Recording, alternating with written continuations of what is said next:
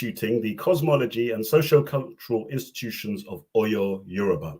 And then the subtitle there is Articulating the Yoruba World Sense. So we remember that she refers to world sense as opposed to worldview, because she says that in Yoruba culture, society, and many other societies, unlike in the West, where everything is basically by sight, you know, people are determined by just looking at them. That's how you determine where they're going to be placed in social ranking. So, are you black? You know, do you have a bunch of melanin in your skin? You're going to be at the bottom. Anti-blackness, one of those pervasive views around the world, I would argue. And similarly, do you have breasts? Do you have a vagina? Oh, well, that's, you know, that's as far as you can go. Do you have a penis? Alrighty, you can go up here. You know, that's all based on the fact that in Western society, in Western philosophy, is how you know, it's all based on sight. Whereas she argues that in Yoruba society, it's not just sight; it's a multi-sensory, a different way of a different epistemological approach, which takes into account hearing. She says that primarily it's about hearing, it's about language, it's about hearing, and the world sense. It can't just be understood by just looking at what people are doing. You're not going to understand what's going on in Yoruba society, she argues, by just going and filming them and saying, all right, so what's happening here is that, because that's where you will end up, as she goes on to argue in this chapter, you end up importing feminist concepts and Western gender concepts where the Yoruba people did not have those those concepts. Okay, so let's get into it. So as I said, the aim of the chapter is to remap Yoruba society, social order, using a Yoruba world sense. And she says on page 32, she says that the aim of this chapter is, one of the aims of this chapter is to challenge the received assumption that gender was a fundamental organizing principle in old Oyo society. And Oyo, in case you don't know, was one of the, I think, the preeminent Yoruba polity or kingdom, you could say, but political entity which was dominant in that region of the world. For example, I think at one point they had even Dahomey under their kind of vassalage. So Dahomey was for a period of time one of their vassals. And Dahomey, we all know about Dahomey, how enormous and strong Dahomey was. That was one of the vassals of Oyo at one point. So this is a serious entity that we're talking about, Oyo. And she says on page 32, she breaks down how she's going to do this. She says there will be an examination of social roles. Oh, I forgot to plug in my microphone, actually. Sorry about this. 1 second. I'll carry on reading while I'm doing this. She says, there will be an examination of social roles as they were articulated in a number of institutions, including language, lineage, marriage, and the market. A range of social categories are presented and analyzed, acknowledging the dangers of mistranslation of key concepts. I will use Yoruba terminology as much as possible. Using Yoruba vocabularies of culture, my knowledge of Yoruba society acquired through experience and research, I will interrogate a range of feminist, anthropological, sociological, and historical literatures, and in the process, I will critically evaluate the notion that gender is a timeless and universal category. So, all straightforward there. Let's quickly make sure my mic is going through the right mic. Audio, microphone.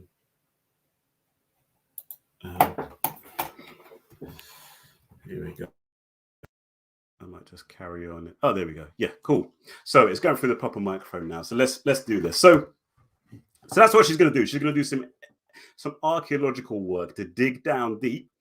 She's going to look at a range of different contexts in order to understand, identify the meanings that the Yoruba people attributed to these various things: language, lineage, marriage, and the market. And the first thing that I want to talk about, there's a lot in here. It's 50 pages, so it's a big book. But one of the most important things she talks about are these two terms, which are translated as male and female, but she says, no, don't translate them as male and female. Because when you do that, you are immediately, you are importing foreign concepts which were not there for the people of Yoruba. These terms are Obinrin and Okunrin. My apologies, definitely pronounced those wrong. For mine, I'm going to try my hardest next time round to do a little bit of study into how you pronounce these Yoruba terms, so that I pronounce them with a little bit more respectfully. So my apologies to everyone, Yoruba or not, for my pronunciation. But so she talks about Obinrin. Obinrin usually is translated as woman, and Okunrin is translated as man. But she says that they are not cognates. Obinrin is not a cognate. It's not an equivalent of woman, and Okunrin is not an equivalent of man, because the dichotomy between them doesn't exist in Yoruba world sense. One of them doesn't derive from the other, like woman derives from man, and also there's no hierarchy, which is probably the biggest point. There's no hierarchy social hierarchy between Obinrin and Okunrin, unlike in the Western worldview, there is a hierarchy between man and woman, man at the top, woman at the bottom. So she says on page 33, she says, in the Yoruba conception, Okunrin is not posited as the norm, the essence of humanity, against which Obinrin is the other. Nor is Okunrin, i.e. the male, a category of privilege. Obinrin is not ranked in relation to Okunrin. It does not have negative connotations of subordination and powerlessness. And above all, it does not, in and of itself, constitute any social ranking. And so the head starts to spin a bit, because you're like, anyway, my head started spinning a bit, because I was like, wait a second, you're saying that these are the terms. So she makes the point that these are the terms that would be better translated something like Obinrin equals anatomically female, and Okunrin would be anatomically male. And she got she suggests that we call them ana male and ana female, and we talk about the sort of overall category as anasex, anatomical sex, to capture the true meaning of those terms. What she argues is that these terms were solely related to reproduction and sexuality, sexual behavior. So she says that on page 34, she said, in Yoruba world sense, anatomical features have an independent reality that does not determine social roles, social order outside of the realms of reproduction and social intercourse. So she goes further. Basically, what she's doing is she's fleshing out her argument that she made in chapter 1, that the Yoruba prior to colonialism, and to an extent to this day, had no concept of gender. And it's like, what do you mean? Everyone has a concept of gender. But that's the white, what do you want to call it? That's the white man in our heads. That's the white man in our minds that is that is forcing us to have an ontological conception, a view of what exists in the world, what social ontology, you could say. The white Western world's view is that, well, no, obviously gender is just like a fundamental kind of categorization of people. This is it, and it's got all these social ramifications. But she's saying, nope, not for the Yoruba. And then she says on page 34, she says, indeed, the Yoruba term Obinrin is not equivalent to woman, because the concept of woman or female conjures up a number of images, including the following: those who do not have a penis. Number 2, those who do not have power. And number 3, those who cannot participate in Western life. In the public arena. And then carrying on the quote, hence, what females are not defines them as women, while the male is assumed to be the norm. The aforementioned images are derived from the Western experience and are not associated with the Yoruba word Obinrin. Yeah. Since the conceptual language of gender theories is derived from the West, it is necessary to view these theories as vectors of the issue they are designed to explain. And by that, I believe she means that those terms, those theories, the language and the theories are actually how gender is constructed through the language and through the concepts. I think that's what she means. So then she says, unlike male and female in the West, the categories of Obinrin and Okunrin are primarily categories of anatomy, as I've said already, suggesting, this is important, no underlying assumptions about the personalities or psychologies deriving from such.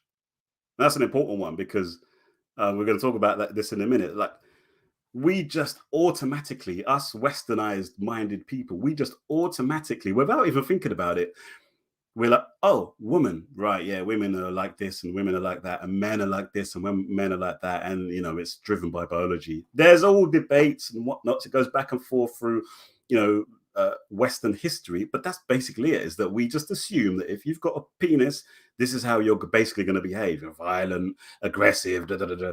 And if you've got a vagina, then you're going to be passive, submissive, not really suited to leadership. Or, as we're going to see in a minute, you're going to have a certain feminine leadership style and all this sort of stuff because of the vagina and the breasts.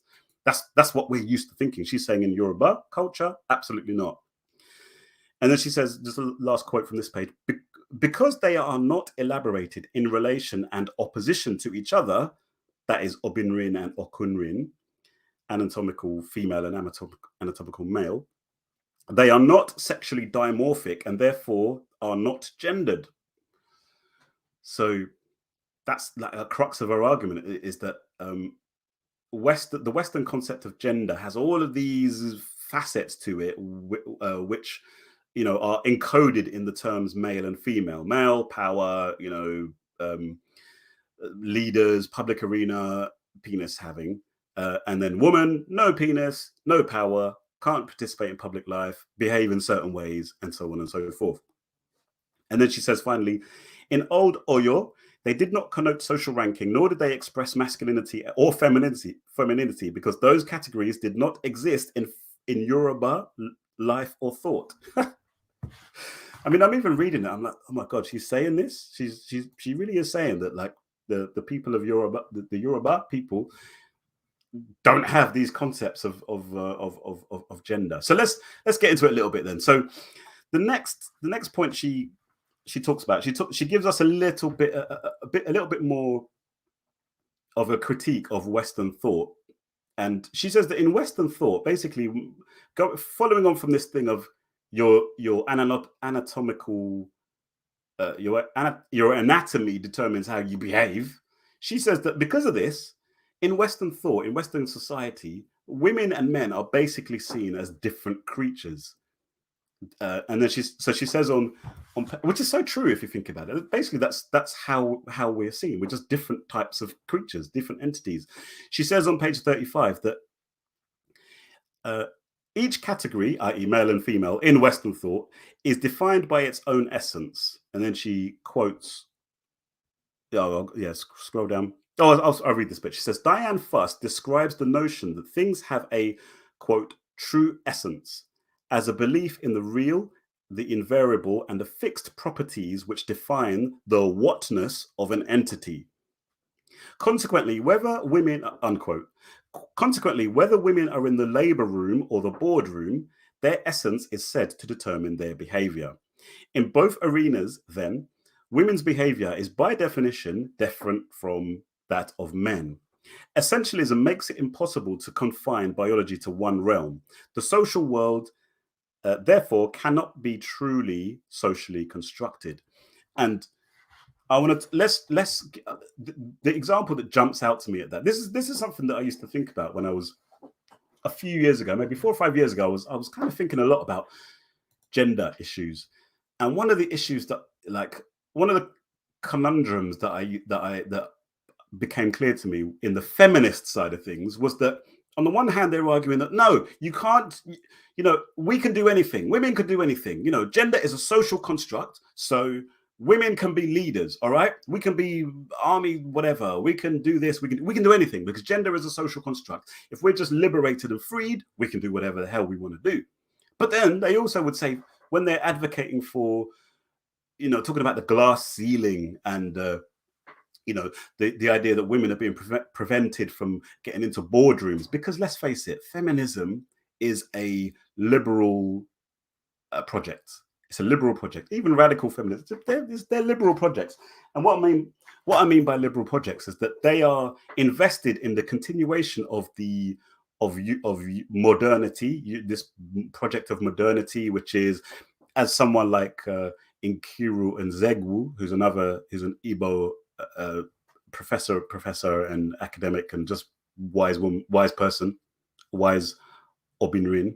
She talks about how modernity, imperialism, colonialism, and capitalism, and I would add to that slavery. Those are like the five horsemen of the apocalypse, if you want to call it that. It's that from out of that comes modernity, Western thought, and out in that, integral to that is feminism. Feminism wants to carry on this project. They don't want to overturn Western. They don't really want revolution. What they want is just women in positions of power. They want women to be able to do what they, operate as they want to operate within civil society and all this sort of stuff. So they bang on a lot about glass ceiling in the boardrooms because that's what they want. They don't want to create a new economic system. They just want more women to rule over the plebs, the proles, the masses. But then they use this argument about the gender pay gap. But no, sorry, the feminine leadership style. They say in order to persuade men to let women in, they say, well, listen, you should let women in because we bring a feminine leadership style, which is more interactive, which is more inclusive, collaborative, less dictatorial and all this sort of stuff. And it sounds wonderful, isn't it? Oh yeah, definitely would love to have, more of that. But it's the sort of they're shooting themselves in the foot a bit, or they're exposing their philosophical groundings, because they're assuming that being a woman, being an anatomical woman, or an anatomical female, I should say, means that you're going to behave in a certain way in the boardroom. So as she says there, whether it's in the boardroom or in the labor room, this is how women are going to behave. And that's what the point that she's making is, that in Western thought, biology and society are collapsed into each other. There's no real distinction between the two because society is dictated by biology. And even on the flip side of that, she says on page 35, she carries on, she says, in the process of challenging the essentialism of male dominant discourses, many feminist writings treated all distinctions between men and women as fabrications. And there's a reference here. I'd love to see what that reference is. Let me have a look. Number 14, real quick. I think it was it Simone de Beauvoir, the second sex or something like that. Number 14, let's have a look. Oh, right, okay. See, for example, Judith Butler's discussion of sex as fiction in a book called Gender Trouble. And this, for those of us who, we're coming up more recently, this is what you're hearing, isn't it? This is what you're really hearing, that sex is just a complete fiction. It's a fabrication. Gender is a fabrication. It just doesn't exist. Or even just distinctions between men and women don't exist. Thus, the fact that women bear children is not given the attention it deserves. Instead, it is located on a continuum of what are called gender differences. It is given the same degree of importance as the fact that women have less body hair than men. Thus, despite the relentless feminist assault on mainstream essentialism, i.e., despite the fact that feminists have been saying, yeah, look, gender is a social construct, feminist constructionism contains within it the very problem it seeks to address. Like the traditional male-dominant discourses, feminism doesn't entertain the possibility that certain differences are more fundamental than others. And I've commented on this on my channel, you know, on a post. But what that makes me think of, so she's making the point that, like, you know, feminists even basically treat biological differences as fictional almost. And this is where, in this right now, in this day and age, obviously the big hot topic is the conflict going on between so-called trans exclusionary radical feminists and transgender people. And in my opinion, thanks to Oyewumi, I think that, you know, on the trans side of things, they're just taking the idea of social constructionism, i.e., that, you know, there are no differences between females and males. They're taking that to the logical conclusion, inevitable and logical conclusion, which is by asserting that gender is completely social. You know, so of course, if there's no real difference between men and women at all, then I can be a woman, I can be this, I can be that, you can be a man, you can be a woman, you can be whatever you want to be, because they're just all social constructs. So let's just be whatever the hell we want to be. And so on the other side of it, though, the so-called TERFs, some of these feminists are somewhat illogically resisting against this and calling for, no, we are women, we must define women as being what women are. But it's like, well, you've been spending quite a few years now, but some of you have been spending quite a few years talking about how these differences are actually fictional or you know, fabrications, you know. But the basic point is that whichever side of those kinds of arguments that you're on, in Western society, in Western thought, biology and society there's no real distinction between the two. And this is not the case with regard to Yoruba society, she argues. Oyewumi argues that Yoruba, the Yoruba world sense had distinction. She calls it distinction without social differences, i.e., there is difference between what we call anatomic males and anatomical females, but this has no, you know, this has very little social relevance. And then she goes into quite an interesting conversation. She'll now give many examples of where she sees this as playing out. And the first example she talks about is with regard to obeisance. So I think that's how you pronounce it, obeisance. If you've ever been to an, you know, any kind of traditional-ish context, African context, and I'm sure it's the same in many other cultures, you will notice that when you greet elders in particular, or people who are in some way higher up the ranking than you are in the social order, you will have to do some physical something or another. You'll have to get on your knees, you'll have to bow down, you'll have to, I don't know, you know, turn around and walk backwards toward that person. There's a lot of that going on in certainly in my culture in Uganda, and amongst the Bagisu people, and the Baganda are the same as well. For example, women, when they greet, so when my female cousins, the first time I ever saw this, like, there was a big old cousin of mine who was like probably in her 40s at the time, and then she'd come to see my parents, and then she'd get on her knees to say hello to my parents, to my dad. And I was like, what's going on? Why is she doing this? You know, she's a big old woman.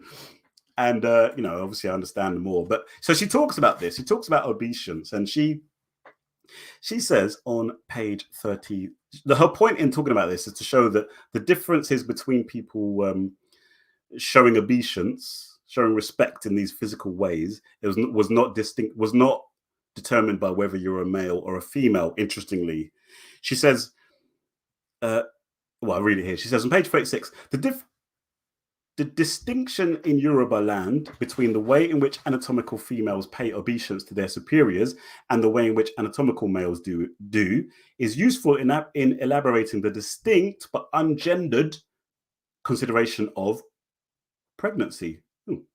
So I'll kind of summarize the points I got from here. She says that we need to study not just the obeisance, but also all forms of greetings across many different social categories in order to understand what they signified to the people themselves.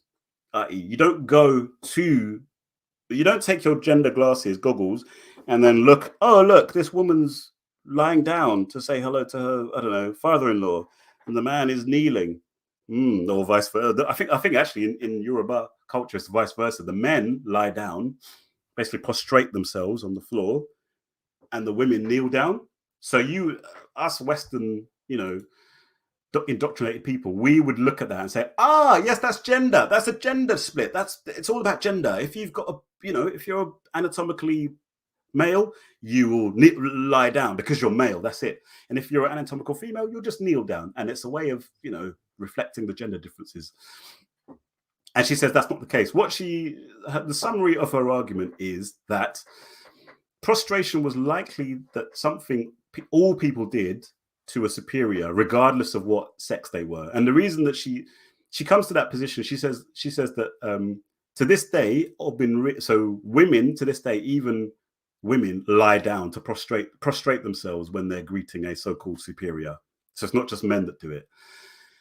She argues, she suggests that Obinrin probably switched to kneeling because it was an adaptation to pregnancy. The fact that she makes a point somewhere that, if you're going to be doing obeisance to someone, there's a good chance you're also going to be going to petition them for something or another, or having some long conversation with them. And if you're an Obinrin with a baby in your belly, you weren't going to be lying down forever, trying to get into some intricate conversation. So she suggests, hypothesizes that women Obinrin switched to kneeling in order to account for pregnancy, and that in itself as well suggests something that she makes a point throughout this chapter, which is that far from being male-centered, if anything, these customs and practices that she looks at are probably a reflection of how child-centered Yoruba culture was. So to protect the baby, women started kneeling instead of lying down. And then she makes the point that even the Oba, which is the ruler, and she would say, don't take that term, don't assume that term was a gendered term, even though today maybe it might be but that's because of the impact of colonialism and the cultural dislocation that came through the violence, the actual physical and political violence. That's just they've put men on top and women at the bottom, but it wasn't like that before. And she also makes a point that the Oba themselves kneels to. There's a specific high official in the camp of an Oba who would need to kneel. The Oba would need to kneel to them. And remember, kneeling is something that generally only Obinrin, anatomically female people do. And she basically, this person who the Oba would kneel to, this high official, is a woman, an Obinrin, who praises the Oba's ancestor and is actually called father by the Oba, interestingly. And then also the Oba also prostrates themselves to the Orisha, to Shango. So all those things that she brings, all those examples to basically say that you can't I've said it already, but you can't just look at what's going on and assume that gender is the primary, is a fundamental or primary kind of organizing principle here. You can, but if you do that, you're not understanding what's actually going on in the society itself. You're imposing. Imposition is a key argument that she makes over and over and over again in the whole book, and it's the imposition. I do it. I just look at every society on the planet through the prism of male-female differences, and I'm having to learn to stop doing that. So then she talks about seniority, and her argument that. Well, let me read it here. She says on page 40, seniority is the primary social categorization that is immediately apparent in Yoruba language. So a lot of her arguments here are going to be focused on language, because she argues that language contains the world sense of a people.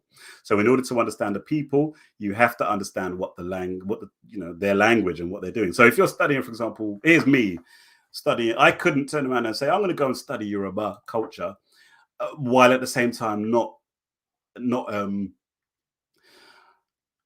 understand Yoruba.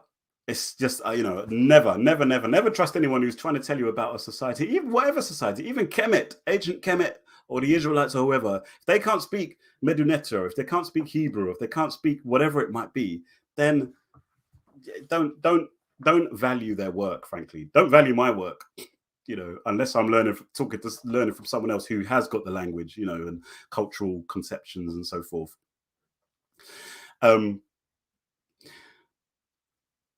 What was I saying? Yeah. So language carries the values, the cultural values in it.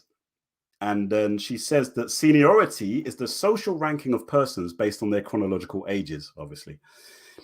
And she says that the prevalence of age categorization in Yoruba language is the first indication that age relativity is the pivotal principle of social organization.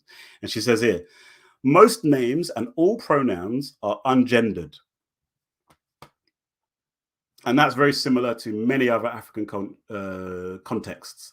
In my context, which I can speak with a little bit of authority, though I'm not fluent in my language. So hopefully there's no Bagisu or related people watching. In our context, you speak about somebody else by just, it's basically they said this, they said that. In Swahili, which I know more of, so you'd say, I don't know, baba anarudi nyumbani, which I hope means baba, papa, has returned home. Anna Rudy, but then you'd say mama Anna Rudy nyumbani. Anna, it's just the same thing. It's just that third part. So the third person pronoun is not gendered in many African countries around the world. And keep them comments coming, by the way. Definitely going to come to those comments in a minute. She says the third party pronouns o and one make a distinction between older and younger in social interactions. Thus, the one will be used to refer to an older person, irrespective of anatomic sex. Like the English thou or the French vous, one is the pronoun of respect and formality. O is used in situations of familiarity and intimacy. So she's making a point. No gender pronouns. Pronouns are ungendered. But pronouns are, I don't know what the word would be for saying that they incorporate seniority, but you can determine, you can see someone's seniority based on what term they, is used to refer to them. And then she talks about there's all this etiquette when you're talking to people, when you're speaking to people. There's a load of, and I want to read this because I love this. This is so beautiful. She says, in social interactions and conversations, it's necessary to establish who is older because that determines which pronoun to use and whether one can refer to a person by that person's given name. Only older people can use another's name. And you know what? That only an older person can use a person's name. Let me not make this too bait and bait out my people that I know personally, but I always find it very, very strange when in my culture, as westernized as I am, I know that I could never, first of all, never, obviously my parents, I can't call them by their first names, but I can't even call in-laws by first names, whether they're my father-in-law, mother-in-law, whatever. I could never just say, oh, how you doing, Kofi, or how you doing, Ellie. Never. That would be like, this guy's gone insane. Who does he think he is? And obviously, it's a similar thing in Yoruba culture as well. And then here where are we? Yeah. So okay. So she says that it's possible to hold a long and detailed conversation about a person without indicating the gender of that person, unless the anatomy is central to the issue under discussion, as with conversations about sexual intercourse or pregnancy. Makes sense. If you're talking about sex, then obviously you probably need to be indicating, what's going on there, and similar with pregnancy as well. Other than that, there would be no need to reference someone's anatomy. She says, there is, however, considerable anxiety about establishing seniority in any social interaction. It's almost sacrilegious to call someone who is older by name. It's considered uncultured. The etiquette is that in the initial meeting of two people, it is the older person who has the responsibility and privilege first of asking Salafiani, which means how are you? Because who is older or younger is not always obvious. The pronoun of choice for all parties meeting for the first time is e, the formal second person pronoun, at least until the seniority order has been determined. And she goes on and on. But, so that's how, so whereas sex, anatomical sex is, a conversation could be going on without any reference to anything to do with anatomy. Seniority absolutely guides the conversation, so there are all these rules at play, all these dynamics, all these ways of speaking, all these rules of the game, basically, about how you even talk to each other in conversation, underscoring her point, Oyewumi's point, that seniority is, if anything, that is the central social organizing principle. Shout out to everyone who's joined, by the way. Make sure you like the visit, make sure you like the video, and let's have a look at some comments here before we move too far off the topic. Everything is politics. Enough respect, my sister, although I should say my family. Let's not gender it. No, I'm joking. But everything in politics said, Baba doesn't translate to father in Yoruba society. Interesting. That anyway, Baba mainly translates to protector. Yeah, and that's the thing, isn't it? That's the that's what you miss. That's what you miss if you just come and say, "Oh, Baba, father." All right, yes. If you, for example, if you see that most protectors currently these days are anatomically male, and then you would incorporate the gender into the meaning of the term, but you miss it. You miss it. That actually, Baba mainly translates to protector. She says it isn't gendered, but unfortunately, modern Yoruba society are misinformed. Exactly. Modern. Oh yeah, modern. Morden's a place in South London. So what more? Yoruba in South London are misinformed. Anyway, yeah, modern Yoruba society are misinformed, and then you said, unfortunately, a lot of elders in the current day are not deserving of these respects anymore. It's hard to respect folks who are largely a burden. Right? Okay. Wow. Yeah. I mean, that whole, I want to, as part of these streams, or or just my own study, I definitely want to start to think about each of those kind of different categories in more detail, particularly something like seniority, because I do think that we're in a position where we have been so distorted and deformed by modernity and colonialism and slavery and all this sort of stuff that we kind of, yes, you got to respect your elders and this kind of stuff, but then we need to adapt. And this is what Amilcar Cabral, kind of one of the things he talked about in that Weapon of National Liberation and Culture, is that it is necessary to adapt cultures to suit the times. And like you said, everything in politics. Exactly. Sadly, I look at my family, a bunch of these elders are just waste men, waste people. So I don't know. Anyway, but there we go. That's that. Dessalines, respect. What a name. Great name. Shout out to Jean-Jacques Dessalines. Said, I'm African American and we never call older family members by their name. It's considered disrespectful. There you go. Yeah. I think it's probably very, very common around the world. And you said there that, guess it's one of those African traditions that came through the Americas and we don't even know where it came from. Yeah, for sure. Or yeah.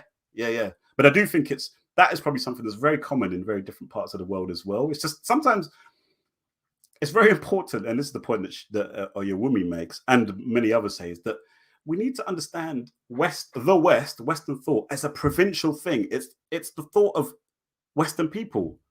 It's their thought. It's just a regional way of thinking. It's like think of it as just one of many other cultures, many other societies. Unfortunately, a culture which also has billions and billions and billions of dollars or whatever worth of military might behind it to impose itself around the world, but it still is just a regional way of thinking. So sometimes as yes, it's important to sort of understand that yes, these are African these are our distinctive African kind of traditions. But also sometimes it's important to just say, listen, this is quite normal for most humans. It's just white people who are not like that. It's just European thought that's not like that. And I should say modern European thought, probably, because maybe there's an argument that back in the day, Europeans were more like the rest of us. And then Je t'aime, Ross, another great name. Je t'aime, or je t'aime. White Americans consider it disrespectful too, to a similar extent. Yeah. For me, I just find it, I have, let me just say, I call my father and mother-in-law by their first name, and it's like, every time I do it, I'm like, oh, but they wouldn't have it any other way. I've tried to call them mum and this, that, and the other, but they're like, no, don't call me that. So yeah, shout out to my father and mother-in-law. Love unabad, love you bad. So yeah, there you go. So let's go back to she's going to talk, interestingly, she's going to talk about Iya and Baba. Iya and Baba are Yoruba terms which are usually translated into English as mother and father. Baba, which is also father in anyway. So I'll summarize what she said. She's first of all, she says that Iya and Baba are not, just like with Obinrin and Okunrin, they are not binarily opposed. They are not constructed in relation to each other. She says that these terms are primarily about adulthood. And this is a quite a hard thing to get my head around, but I'm going to read this. She says that the terms more reflect the expectation that all adults will become parents. So I'll read it here. She says on page 41, she says, Iya and Baba can be glossed as the English categories mother and father, respectively. And to English speakers, they may appear to be gender categories. But the issue is more complicated. The concept of parenthood is closely intertwined with adulthood. It is expected that people of a certain age have had children because procreation is considered the raison d'être, the reason for being of human existence. It is the way things are and have to be for the group to survive, and that's important as well. Actually, in this, I think this is one of the reasons why Oyeronke or Oyewumi probably isn't quite as well known as I think she should be, because while she is like unsettling and interrogating this Western concept of gender, she's not going down the road of saying there's no differences between men and women, and we're all just. She's not saying that. She's saying no. With regard to the Yoruba, she's saying no. Procreation, childhood, is the center of existence. The purpose of existence was considered the purpose of existence for Yoruba people.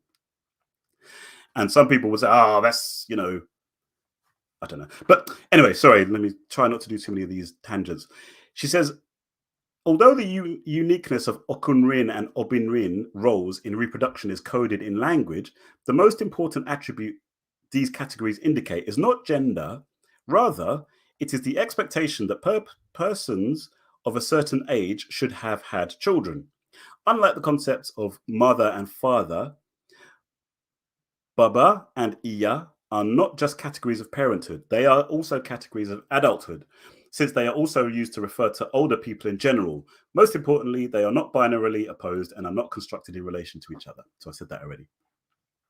So again, that's quite similar in a lot of Bantu languages that I'm aware of, so-called Bantu languages, where the mama and papa. So, for example, in our culture, you refer to every male on the same generation as your father on your father's side as papa.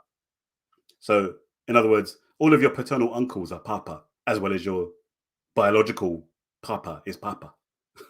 And then on the other side, interestingly, it's the same. So your mum is Mai, but any one of her sisters or female cousins are Mai to me. So I would call any one of those people Mai, regardless of who they are. So I don't actually have in Bagisu culture, and the same in Maganda culture, and many other cultures in the Eastern Bantu regions, there is no specific term for biological father as differentiated from biological uncle, and there's no specific and vice versa for female. Probably similar, somewhat similar to what Oyewumi is saying here. And I've got a note here. My dad told me a story once that the colonialists back in the day, when they came to Uganda, what they turned into Uganda and these places, they saw that all these children were running around. I think they would ask a child, "Oh, who's that?" And that's Papa Wase, my dad. All right, and who's that then? Papa Wase. And who's that? Papa Wase. And they were like, what? And they're in their Western what's the word, unkempt minds, they would say, oh, these natives, they don't have a concept of family. They don't have a concept of family. They're savages, idiots. Not understand, you know what I mean? They didn't bother to sit down and say, okay, well, what do you mean? Because in Britain, there's only one dad. You just have one dad. So how can you call all these people that your dad? And this is an example of the imposition of Western notions when you're looking at a society. Then she says, the principle of seniority applies in all walks of life and in practically all activities in which men and women are brought together. The custom cuts through distinctions of wealth, of rank, and of sex. And she says that seniority is not just about civility. It confers some measure of social control and guarantees obedience to authority, which reinforces the idea of leadership. And then she says on page 42 that, so kind of a nice little summary before we go into the next section, which is a big section, very important section. She says that unlike European languages, Yoruba does not, quote unquote, do gender. It does seniority, quote unquote, instead. Thus, social categories, familial and non-familial, do not call attention to the body as English personal names, first-person pronouns, and kinship terms do. The English terms being both gender-specific and body-specific. Seniority is highly relational and situational in that no one is permanently in a senior or junior position. It all depends on who is present in any given situation. Seniority, unlike gender, is only comprehensible as part of relationships. Thus, it is neither rigidly fixated on the body nor dichotomized. Brilliant. Love that. Then she says, where are we? The absence of gender-differentiated categories in Yoruba language underscores the absence of gender concepts. Now, but that point there that she's making is that basically I'm starting to understand that the Western conception of societies is anemic. It's so rigid and so dull, boring, flat, and it flattens human existence. And obviously, if you've then got the military might and economic might to impose your conceptions of society onto the rest of the world, this is also happening to many other people around the world. It's happening in Africa. It's happening in many parts of the world. But when you look at Yoruba society and many other societies, you see that it's so fluid, and not fluid in the sense of, oh, anyone can just be whoever the hell they want to be. Not fluid as in the Twitter pronouns fluid, where just this person wants to be this, and then that person wants to be that, on whichever day of the week they want to do. That's not what she's saying, but it's dynamic, it's fluid, it's multi-layered, it's contextual. You have to be in it, you have to understand it in order to operate within it. You can't just come and say, right, you're a man, you're a woman, and that's almost like a summary of the whole chapter, really. All the examples that she goes on to give are basically coming back to that point, is that no individual is ever going to be just one thing. No individual is ever going to just be a underclass. No individual is ever just going to be, oh yeah, we're the there's no caste kind of system, for example, where you're forever doomed to be a certain thing, or you know what I mean? Like, it's very contextual and very situational and all that kind of stuff. And it really comes to the fore in this next section when I'm going to skip a little bit here. She talks about the basic kind of domestic compound, the basic way of living in Yoruba society, particularly back in the day, but even to this day now, which is called the Agbo Ile, I believe. Hang on a second. Sorry, I should have. Yeah. She says on page 44, the primary social and political unit in Oyo Yoruba towns was the Agbo Ile, a compound housing the group of people who claimed a common descent from a founding ancestor. It was a landholding and title-holding socio-political unit that in some cases practiced specialized occupations such as weaving, dyeing, or smithing. These units have been described as corporate patrilineages in the anthropological literature. Most of the members of a lineage, including their conjugal partners and their children, resided in these large compounds. Because marriage residence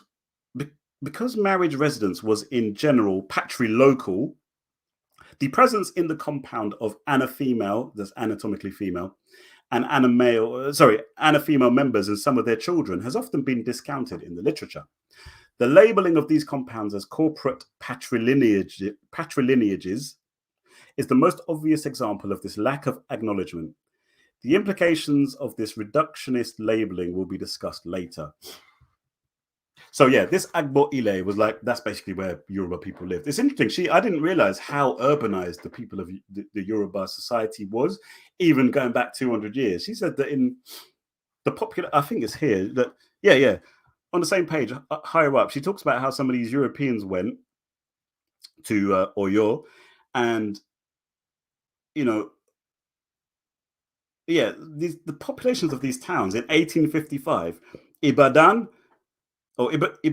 70,000, Ilorin 100,000, Ede at 50,000, Oyo being 80,000. So most of the population of the Yoruba lived in towns. Interestingly, I didn't know that. And so this is very germane. This is very pertinent. She's basically going to go through this, what life was like in these settings, the Agbo Ile, and she's going to show in particular that seniority was key, absolutely key to the ranking. And I just saw a question here. Je t'aime. Sorry. Je t'aime, Ross. Are you saying that Yoruba culture lacks hierarchy/rank, or it's highly organized by age and not at all by gender? Moving between Black American cultures in the US, there's definitely a boundary difference. Let me know what you mean by the boundary difference.